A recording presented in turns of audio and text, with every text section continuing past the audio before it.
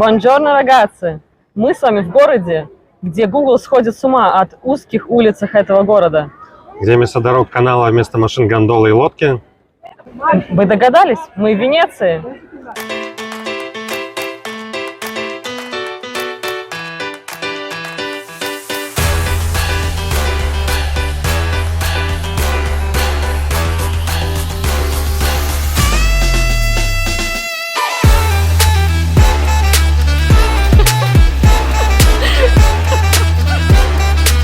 Площадь Сан-Марко является сердцем и центром притяжения туристов.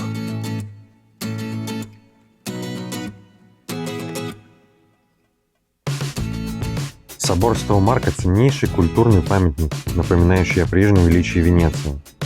В соборе множество эстетических деталей, на которые стоит обращать внимание. Это настоящий музей венецианского и византийского стиля.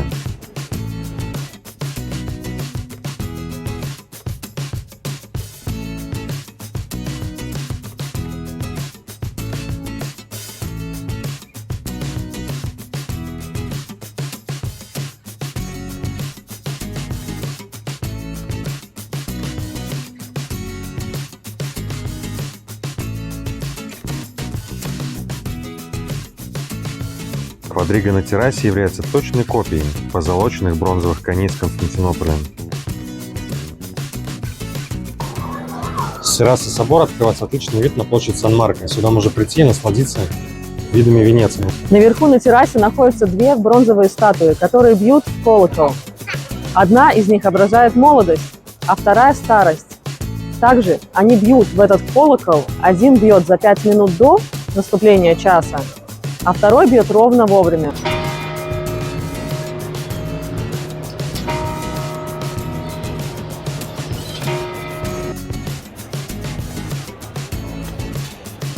Эта статуя называется «Четыре тетрарха».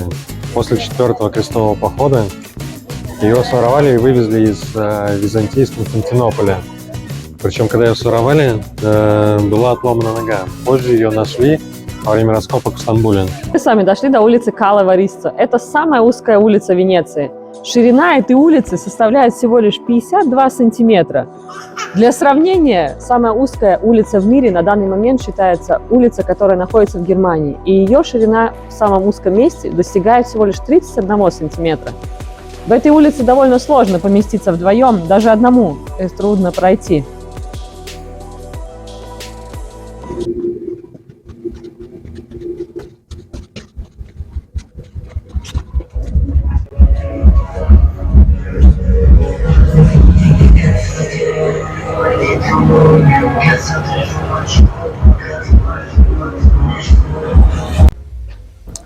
Мы находимся на мосту Кулаков. В Италии в 17 веке были очень популярны кулачные бои. Бой начинался с того, что чемпионы кланов становились каждый в угол моста, остальные бойцы становились за ним. И по команде начинали битву.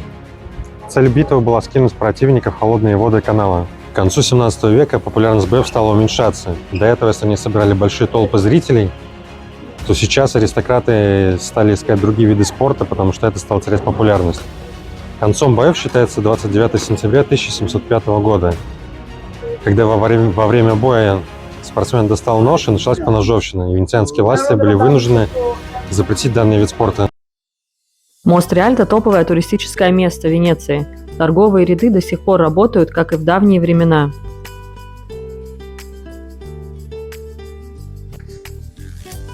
За мостом находится смотровая площадка с обворожительным видом на Гранд-канал. Вход туда бесплатный, но по предварительной записи. Ссылка в описании.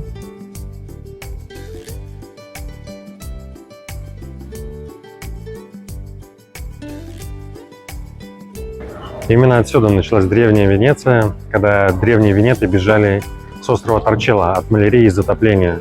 Во время расцвета Венеции, когда она контролировала пути между Востоком и Западом, на этом рынке торговали пряностями, золотом, шелком. В данный момент, в принципе, осталось только два павильона.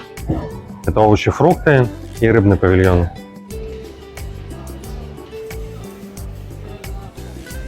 На рынке достаточно богатый выбор морепродуктов, каждый найдет себе что-то по вкусу. Здесь же можно попросить, чтобы вам разделывали рыбу на месте. Как говорится, кто рано встает, тому на рынок. Если будете там к обеду, вас встретит стая голодных чаек. Напротив рынка находится кулинария, где можно побаловать себя свежими устрицами и просекко с другими морепродуктами. Мы с вами находимся на мосту Академии. Это самый южный из 4 мостов через Гранд-канал. С этого моста, хотя он не столь знаменит, как другие мосты в Венеции, открывается замечательный вид. И я зову вас к себе, чтобы посмотреть, какой прекрасный вид открывается с другой стороны моста.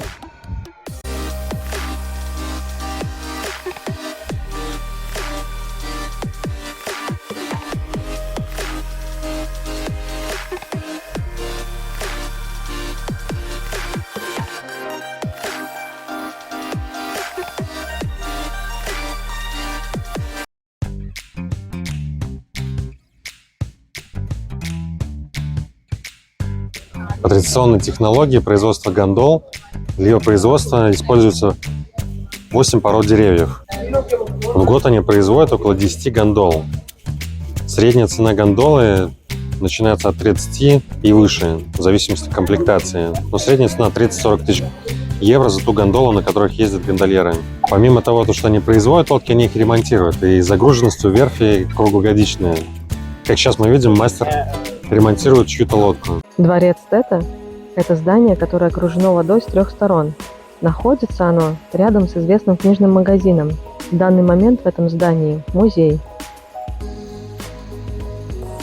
Мы с вами находимся на одной из станций гондол. Отсюда ежедневно отправляются десятки гондол. И с этой станции открывается вид на печально знаменитый дом Дарио. Дом Дарио имеет прозвище «Проклятый». Все из-за того, что по стечению обстоятельств или другим мистическим причинам многие его хозяева разорялись, умирали или были убиты после покупки этого дома. На острове Мурана находится несколько стекольных фабрик. Советуем взять экскурсию на любую из фабрик, чтобы вживую увидеть, как легко и филигранно мастера создают изделия из муранского стекла.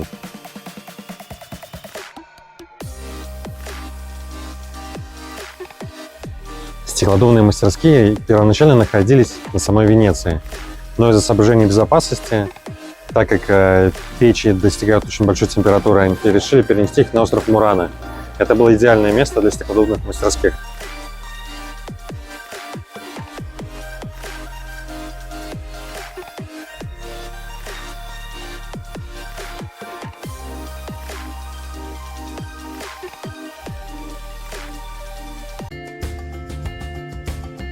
Лучезарный остров, который славится своими кружевами, традиционными печеньями буранелли и, конечно же, разноцветными домами.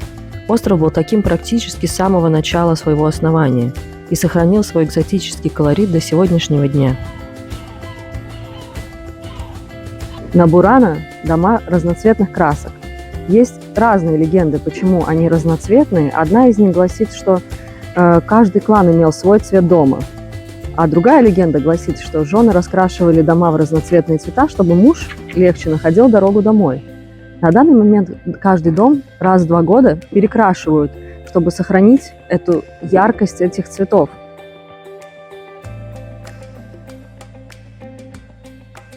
Мы прибыли на остров Торчелло. Он менее туристичен,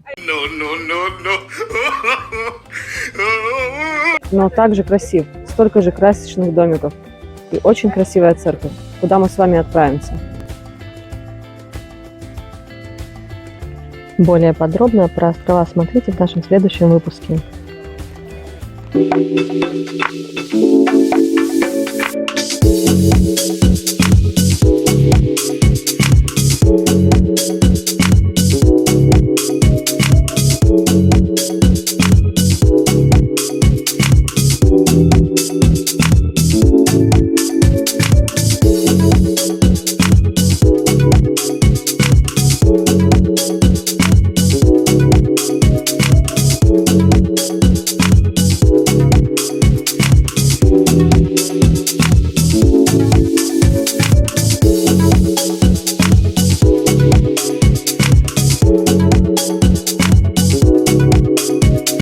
Эта галерея, конечно, потрясающее место. Экспонаты все настолько качественно сделаны, что выглядят как живые.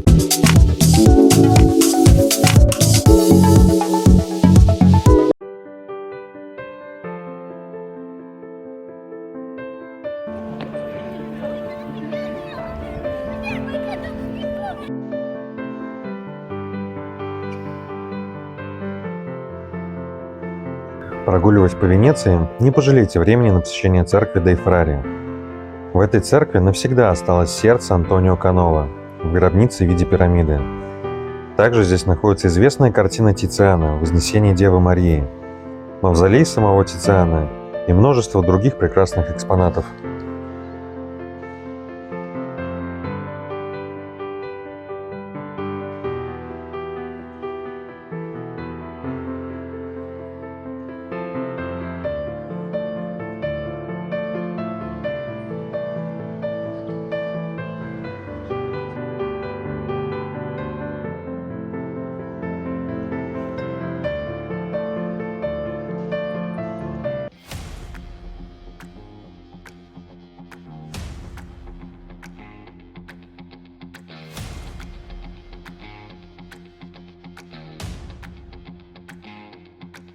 Сейчас мы около Венецианского арсенала. В свое время он оказал крупнейшее влияние на кораблестроение в мире. Во время своего расцвета на судоверфи работало около 16 тысяч человек, и каждый день выпускалось по одному новому готовому судну. В данный момент она является заброшенной и разрушенной частично судоверфью, но все равно является охраняемым и закрытым для туристов объектом. Также в арсенале находится подводная лодка, некогда стоявшая на вооружении в армии Италии. А рядом с арсеналом находится военно-морской музей.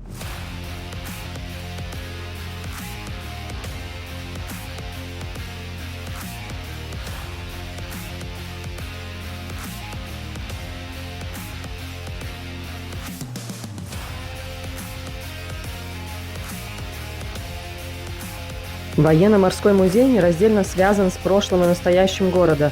Несколько этажей с различными экспозициями будут познавательны как для взрослых, так и для детей.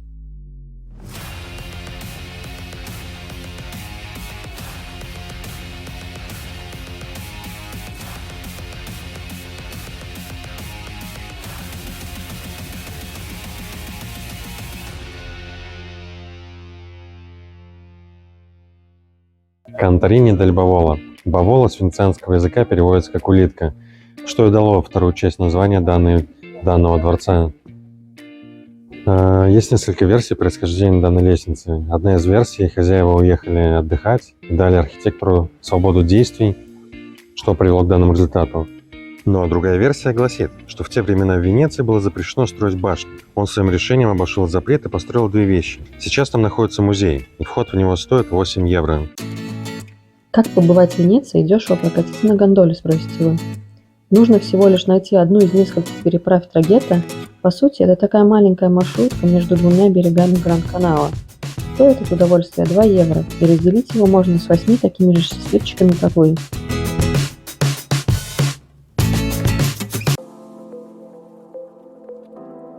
Прогуливаясь по городу, можно зайти в книжный магазин с гондолой посреди зала или магазин карнавальных масок, который создает уникальную атмосферу, а мастера масок из папье-маше покоряют своей искренностью.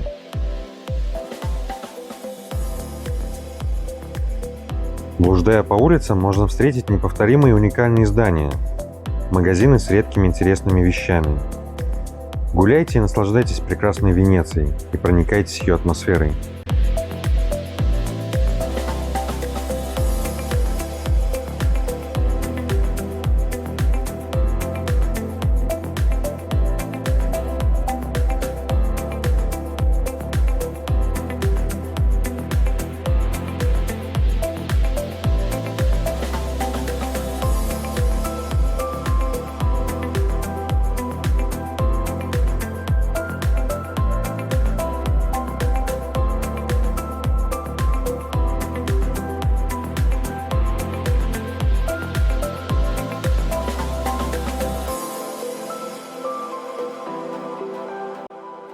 Подписывайтесь и ставьте лайки.